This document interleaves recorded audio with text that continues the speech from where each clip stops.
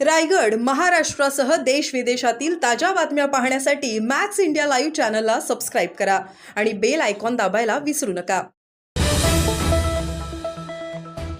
कराडमध्ये रंगले 31वे साहित्य संमेलन. कराडकर यांनी साहित्य संमेलनाला फिरवली पाठ.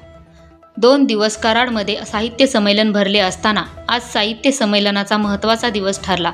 ह्या साहित्य संमेलनात अध्यक्षस्थानी माजी खासदार सिक्कीमचे माजी राज्यपाल श्रीनिवास पाटील होते. यावेळी श्रीनिवास पाटील यांनी प्रथमतः पाकिस्तान विरुद्ध लढणाऱ्या भारतीय सैन्याचे अभिनंदन केले.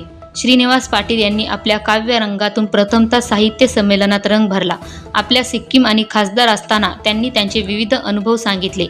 कवी गदी माडगुळकर आणि अनेक कवी ह्यांच्या कवितेतून दिलेल्या सामाजिक कार्याची ओळख करून दिली.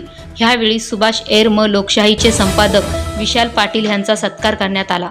कराडकरांनी पाठ फिरवली. आज कराडमध्ये 31वे साहित्य संमेलनाचा महत्त्वाचा दिवस असताना चक्क कराडकरांनी पाठ का फिरवली हा विषय साहित्य संमेलन स्थळी चर्चेत होता. तरीही सातारा जिल्हा माजी खासदार यांनी आपल्या काव्यमय कवितेतून ह्या साहित्य संमेलनात रंग भरल्यामुळे ह्या ग्रहण विषयाची चर्चेला स्वल्प विराम मिळाला.